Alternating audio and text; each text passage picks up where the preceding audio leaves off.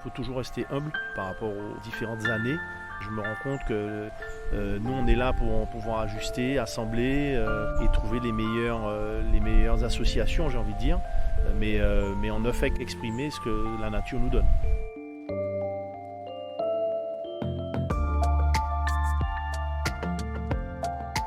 Duga Club Expert vous présente les podcasts Culture Spi, une série originale qui donne la parole aux femmes et aux hommes derrière ces marques de spiritueux et révèle les secrets de leur élaboration.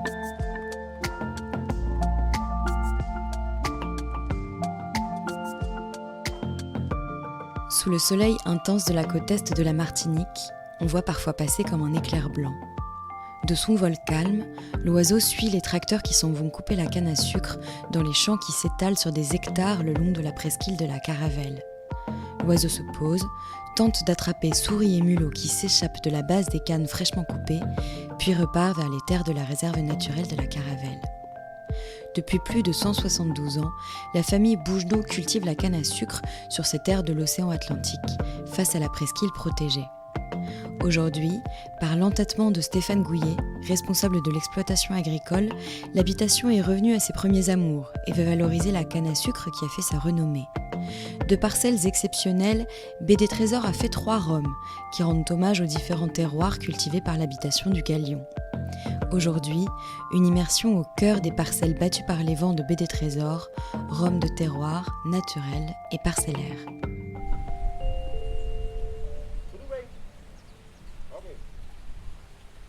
En arrivant sur les hauteurs de la Trinité, on voit des champs de canne à perte de vue. Au loin, la presqu'île de la Caravelle, la baie du Galion et plus loin, la baie du Trésor. Toute cette partie de la Martinique résonne de piraterie. On dit même qu'un bateau pirate échoué dans la baie du Trésor lui aurait donné son nom. À l'habitation du Galion, comme un hommage, on a nommé les rhums baie des Trésors, comme pour signifier qu'il y a beaucoup d'autres trésors que celui des pirates, engloutis dans la baie, en commençant par les parcelles de canne. Stéphane Gouillet, directeur de l'exploitation agricole du Galion. Alors BD Trésor est venu d'un constat relativement simple. Je suis arrivé au Galion, à la direction du Galion en 2013, et j'ai remarqué que quand on livrait nos cannes, en distillerie et en sucrerie, nos cannes étaient mélangées avec d'autres cannes. Non pas qu'elles étaient soit meilleures, soit pas bonnes, mais elles venaient d'un terroir où en tout cas elles avaient des spécificités très différentes des autres cannes avec lesquelles elles étaient mélangées. Et donc ça a attiré ma curiosité. Je suis agronome, je ne suis pas œnologue, mais je me suis quand même dit des cannes de qualité différentes doivent forcément donner des rhums différents. Et donc c'est de là que l'idée en fait est partie. Ça a germé gentiment dans ma tête et le projet a commencé réellement à éclore, on va dire, en 2016. Est-ce que vous pourriez me raconter l'histoire de l'habitation du Galion ? Alors, l'habitation du Galion a été rachetée en fait il y a 172 ans. Donc suite à l'abolition de l'esclavage, 1848, et en fait c'est une habitation qui était en faillite et donc qui a été rachetée comme beaucoup d'habitations à l'époque, la transition entre la partie fin de l'esclavage et mise en culture des différents champs, il y a eu de nombreuses faillites et le Galion a été racheté comme ça par Eugène Eustache. Et sur cette ferme, il y avait l'usine du Galion qui produisait du sucre déjà à l'époque. Et il a voulu moderniser en fait cette usine. Il a fait appel à un ingénieur qui s'appelait M. Bougenot. Et M. Bougenot, en fait, en construisant l'usine du Galion pour Eustache, est tombé amoureux de sa fille, s'est marié avec sa fille qui était fille unique. Et donc il a hérité du domaine du Galion. Et il a fait prospérer le domaine du Galion, et pas que. Ça a été un des plus grands industriels du sucre en Martinique. À la fin des années 1800, il était directeur général de 8 usines sur 12. Donc il est devenu quelqu'un d'incontournable dans l'industrie du sucre. Ce qui est important de souligner, c'est que le domaine appartient toujours aux héritiers Bougenot, et on en est à la 8e génération. L'ADN de l'exploitation agricole du Galion, c'est de pouvoir transmettre le domaine à la génération d'après, pour continuer à le faire prospérer et exister en Martinique. L'empire sucrier fondé par Émile Bougenot est aujourd'hui en grande partie intact, sans compter les parcelles de la Caravelle cédées en 1982 au Conservatoire du Littoral. Aujourd'hui, la Caravelle est une zone naturelle protégée et garantit ainsi un habitat à plus de 80 espèces d'oiseaux, comme la grive moqueuse, le paille-en-queue, la frégate, le carouge et l'endémique moqueur gorge blanche. En quoi toute l'histoire de cette habitation du Galion est importante dans la façon dont vous créez vos rhums, dont vous pensez vos rhums ? Alors, ce qui est important, c'est qu'on veut vraiment faire quelque chose qui a du sens. On est une nouvelle marque. On n'a pas d'histoire de production de rhum agricole. On a une histoire de production de sucre et de rhum industriel. Maintenant, on a voulu avoir une approche très cadrée, j'ai envie de dire, et très reflétant la réalité de ce qu'on vit tous les jours, c'est-à-dire des terroirs différents. Donc l'idée de départ, c'était vraiment de mettre en avant ces différents terroirs et donc ces différents types de cannes qui sont adaptés à chaque terroir. Et le fait de faire des rhums avec ces différents terroirs met en valeur en fait ce travail agronomique qu'on avait fait de valorisation de la qualité des cannes en fonction des terroirs. Et donc c'est vraiment ce qui ressort dans nos cuvées. Vous avez 2 zones de production, une zone sèche et une zone humide, et vous avez 2 parcelles à chaque fois dans chacune des zones. Et ce qui est important, c'est que ces zones-là ne sont jamais assemblées entre elles dans nos cuvées. Donc la zone sèche et la zone humide ne sont pas assemblées. Et ensuite, chaque parcelle est élevée dans le même type de fût, mais de manière séparée. Donc on a vraiment voulu garder la spécificité de chaque parcelle pour voir comment elles évoluaient au fur et à mesure des années de vieillissement. Tout tourne donc autour des parcelles et de ce qu'elles peuvent produire. Pas d'altération, pas de mélange, les jus des parcelles exceptionnelles du Galion comme un trésor. Nous partons pour aller voir ces fameuses parcelles. Le 4x4 de Stéphane Gouillet cahote dans les trous des chemins de terre qui serpentent entre les champs de cannes. Au loin, on aperçoit les tracteurs qui coupent les cannes hautes de plus de 3 mètres. Personne. Elle t'a pas appelé.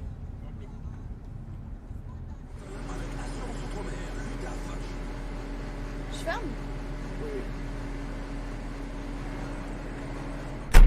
Thierry Fauchy, coupeur de cannes pour l'habitation du Galion depuis 16 ans. Où est-ce qu'on est là? À la Pointe Jean-Claude. On va couper les cannes. Oui, là on coupe la canne là pour l'usine. Au départ, on était au séjour. Et là, c'était la canne pour le rhum. Cette canne, on prend bien soin. Parce que comme c'est du rhum, c'est pas pour dire qu'on ne prend pas soin des autres. Mais comme celui-là, c'est pour le rhum, on regarde mieux, si on veut dire. En haut du tracteur, on domine la parcelle en coteaux et les cannes hautes. Quand tu seras de l'autre côté, tu vas voir mieux exactement comment que ça fonctionne derrière. En fait, la machine s'avance vers les cannes et coupe la base. La tige est recoupée ensuite, à l'avant, puis à l'arrière, et le petit bout de tige restante est envoyé vers un autre tracteur qui récolte uniquement la canne prête à être pressée. Toute la journée, les 2 tracteurs se suivent, s'adaptant l'un à l'autre sur les coteaux pentus. T'as pas peur au moins? Je te vois tenir le truc tellement fort là. Moi je me pose la question. Pour toi, comme tu n'es pas habitué alors. Mais une fois que tu as la sensation de la machine, c'est comme l'avion. Ouais. C'est comme l'avion. L'avion, ça, tu as les trous d'air, ça monte, ça descend. Mais la machine, c'est exactement la même chose. Mais dès que tu es habitué, bon, ça va. Gros expert de la canne. Non, ouais, on essaie. Et on essaie de continuer pour voir. Merci Eh beaucoup, oui. c'était trop cool. Eh bien, il n'y a pas de souci, c'était un plaisir pour moi.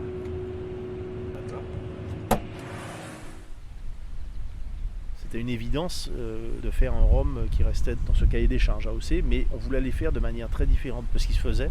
Il nous paraissait évident de dire forcément les cannes seront différentes déjà entre les terroirs, mais elles sont aussi différentes chaque année. Et dans nos rhums maintenant, avec l'expérience qu'on a, puisque ça fait 5 ans qu'on distille, on le voit très nettement en fonction de l'année climatique. On a des rhums qui ont des profils qui sont différents entre eux chaque année, mais on a des similitudes entre les années sèches et on a des similitudes entre les années entre guillemets normales. Donc s'il y a 2 approches qu'on voulait vraiment mettre en avant, la première c'était le terroir, parce que ça on savait que c'était différent par le type de canne qu'on cultivait, et la deuxième chose qu'on a voulu mettre en avant, c'est l'impact du climat sur les cannes, donc sur le terroir chaque année. Alors, tout doit être d'une transparence totale pour que les jus ne dépendent que du climat et des parcelles. Les rhums fleurs du vent, issus de la zone sèche, et fruits des pluies, issus de la zone humide, étaient nés. Et globalement, vous restez vraiment sur le produit pur. Pourquoi ces choix de ne pas mettre d'intrants, de ne rien ajouter à vos rhums?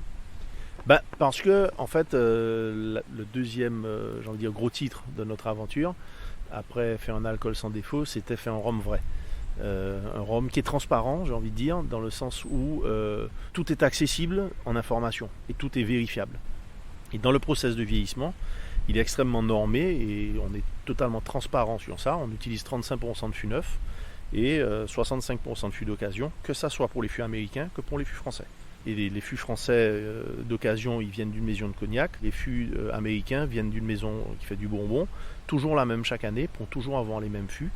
Le but, en fait, pour nous, c'est dans ce que j'appelle vrai rhum, c'est que on ait tous les paramètres de production qui sont les mêmes chaque année.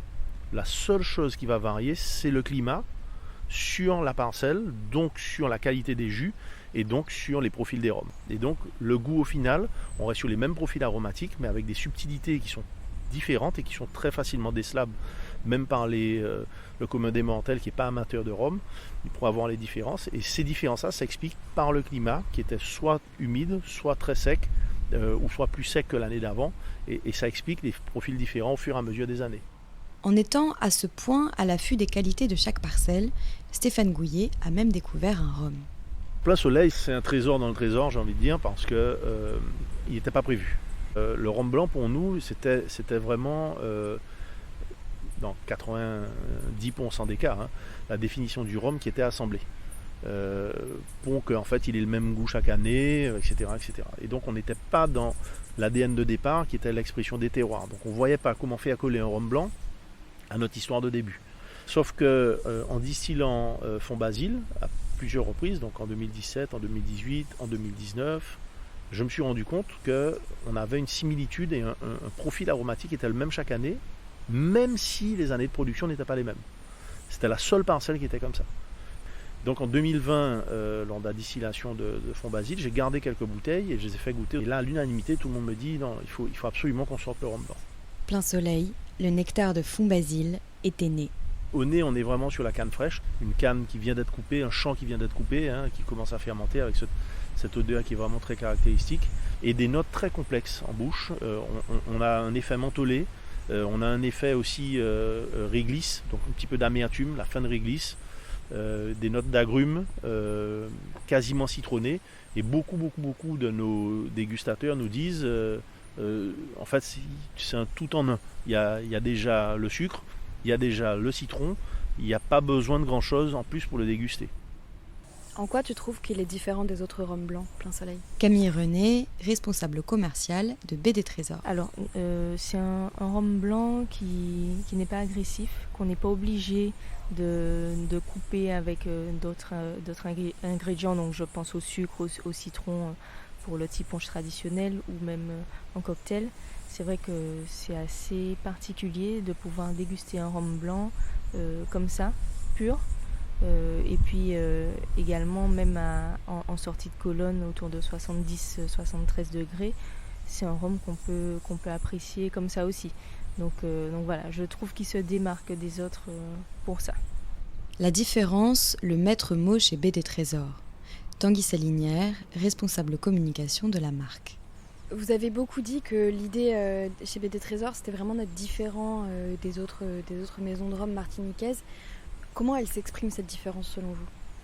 Alors, cette différence, déjà, partons du postulat que la Martinique est vraiment une terre de rhum. Donc chaque maison a une spécificité qui va faire qu'elle apporte un plus à cette grande famille des rhums martiniquais. Et nous, je vais remettre l'accent sur ce mot terroir, parce qu'effectivement, c'est lui qui fait notre singularité par rapport à tout ce qui se fait. Et en fait, on va se revendiquer vraiment rhum de terroir, tout simplement.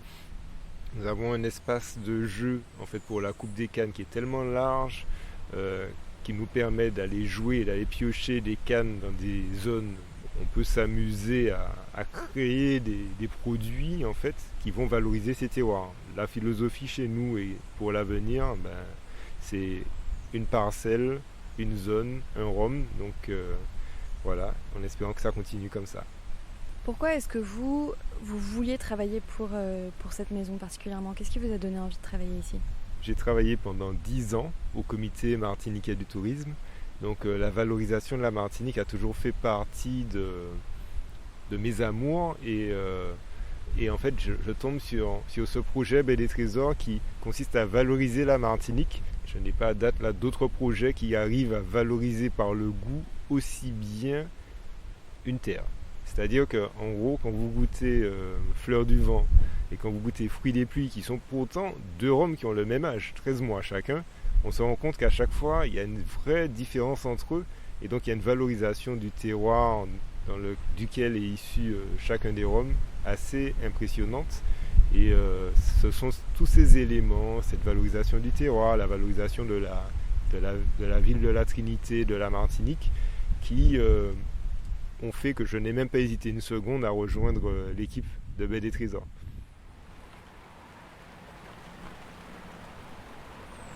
Au fond, c'est bien de cela qu'il s'agit.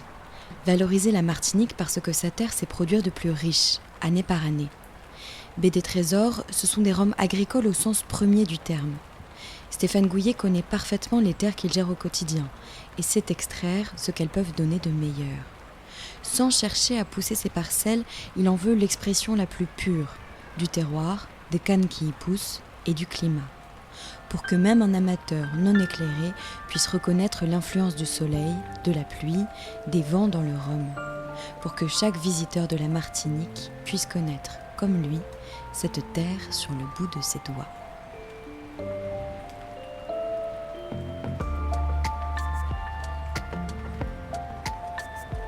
Ce reportage a été produit par la Maison du Gars, réalisé par le studio Encore.